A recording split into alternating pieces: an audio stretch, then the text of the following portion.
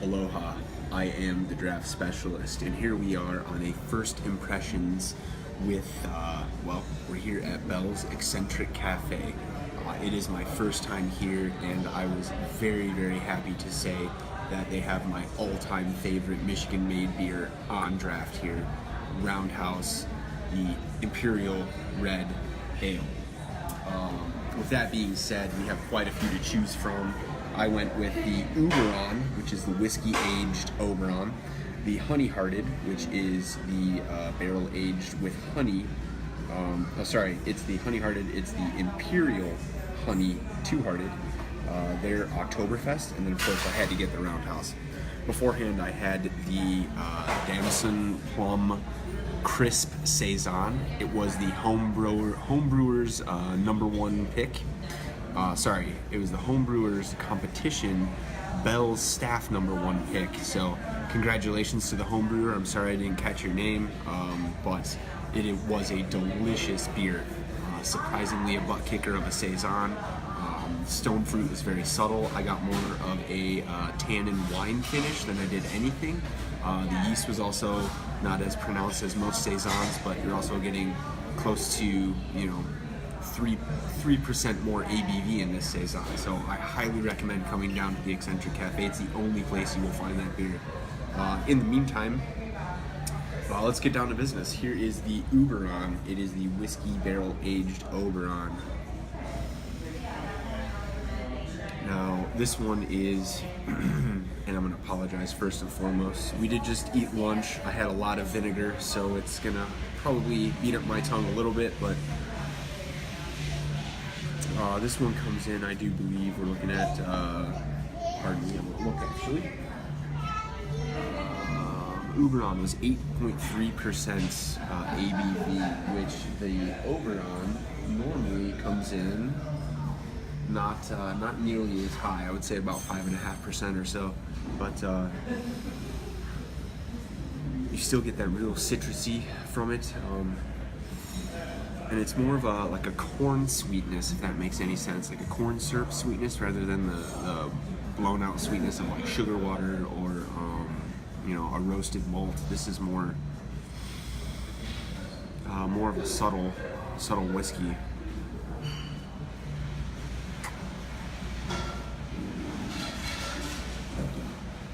Now that has a lot of whiskey flavor. It's more of a whiskey flavor and then a dry, crisp finish. Sweetness is well pronounced throughout the whole thing. The Oberon taste and flavor, so the citrus you're looking for, the wheat and malt is very, very subtle in this. This is definitely a whiskey-forward beer. It's very, very tasty. It is a butt kicker, so be careful.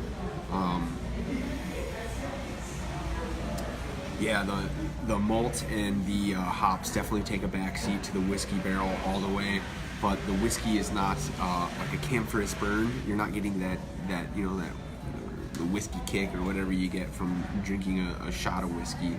I'm very impressed with that one.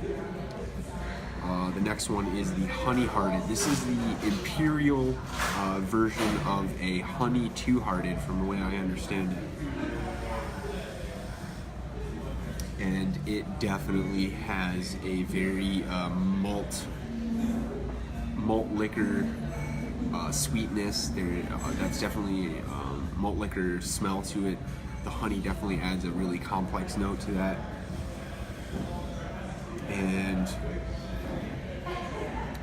there's almost a fresh blossom flavor in the nose. How do I describe this? Alright, so if you know what you're looking for, wait a moment.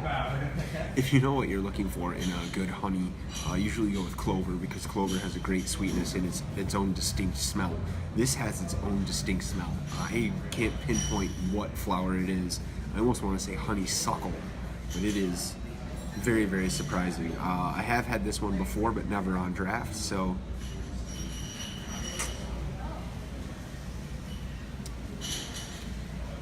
alright, now that one is very dangerous. It is 14.4. Let's see, where did it go? honey hardened, 14.4% ABV. Sorry about that. And every bit of that is there in that sip. It is alcohol burn from as soon as it touches your lips to the swallow. The honey isn't very pronounced, but you can definitely get the Centennial hops flavor without that bitterness. This Imperial definitely is, the hops are drowned out significantly by the camphorous burn of the Imperial burn that you get from this. Now, I can't tell. Sorry, we're a little far away from the menu, but it does not specifically say that it is in any type of bourbon or whiskey barrel or staves, maybe even in it.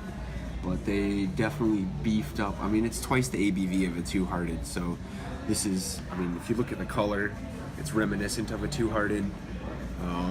It's just, you're gonna get a lower CO2, volumes of CO2 with it being at this level, which it is. It's almost creamy. You don't have that that kind of CO2 kind of beats you up, but it is still light and effervescent in the same sense. So it's very complex beer.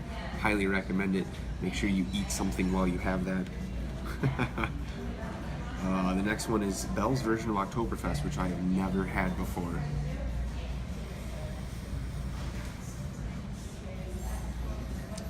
Now I hope I'm correct, but it smells like it's strictly the ingredients of an Oktoberfest, not overly spiced or filled with gourds.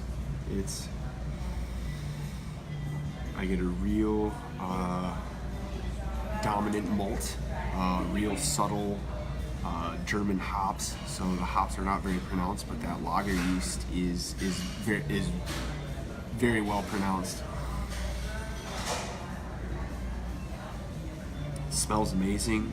Oh, it's got a great color, dark and rich.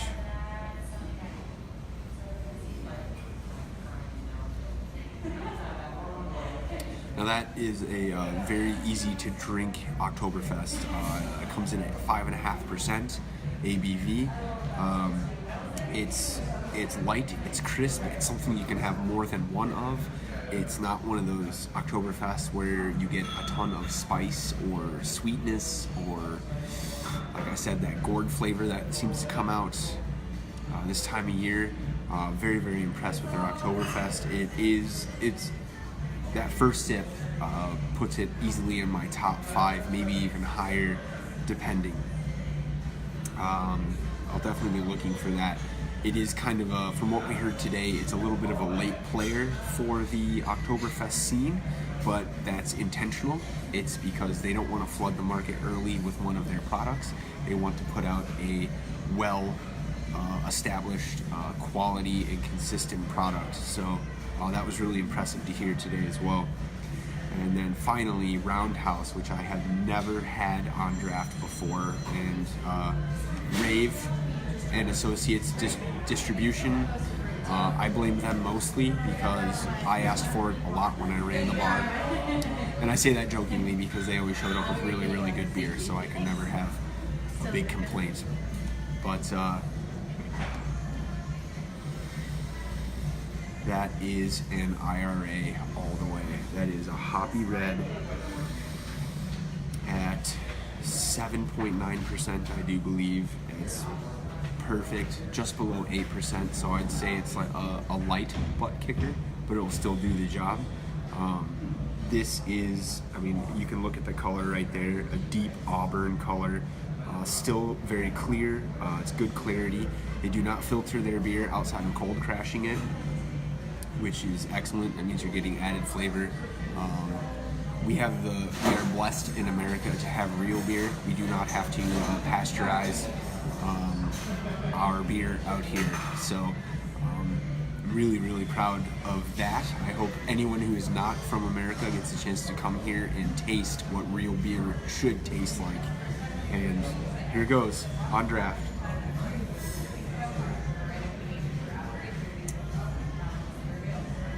That is awesome. That is awesome. It's hoppy, it's smooth, it's bitter, it's crisp, effervescent, it's very clean. in comparison, I would say like flavor-wise, ABV is right next to the Oktoberfest. It's nowhere near the whiskey or barrel aged or imperials, even though it is an imperial. This is one that I would love to pair with, say, fresh catch seafood, anything that you would put, any beef you would have, phenomenal. And then I would say any subtle pork, so you don't want to go with anything spicy, but it would still complement it very, very well. Again, Roundhouse being my all-time favorite of all-time Michigan-made beers. Bell's did it great. First time having it here on draft. Very, very impressed. Can't wait till we can find this locally in our area. We're waiting for that. But everyone, please come out to the Comstock Kalamazoo area. Comstock, of course, is their major production facility. Here they offer the Eccentric Café in their general store, so any homebrewers that are looking for things specifically, their general store is very, very, very well versed, and from what I understand, they offer a homebrewer discount, so take advantage of it while you can.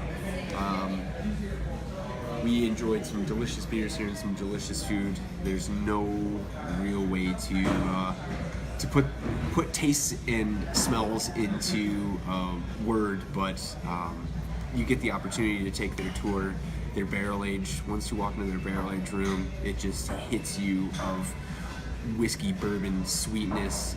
They've introduced a few years ago a rum barrel, so you get this just really, really rich, sweet oak flavor smell in the air.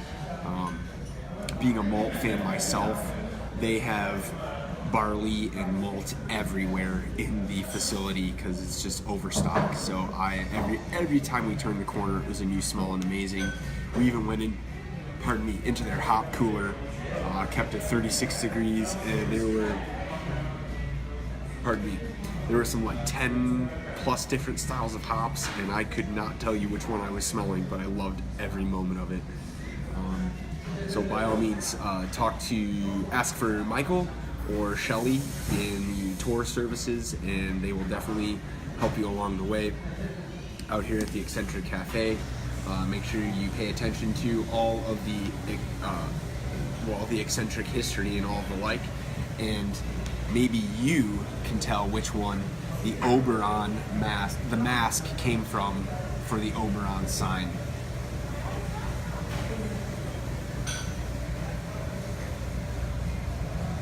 Thank you so much, everyone. This is the Draft Specialist. Cheers.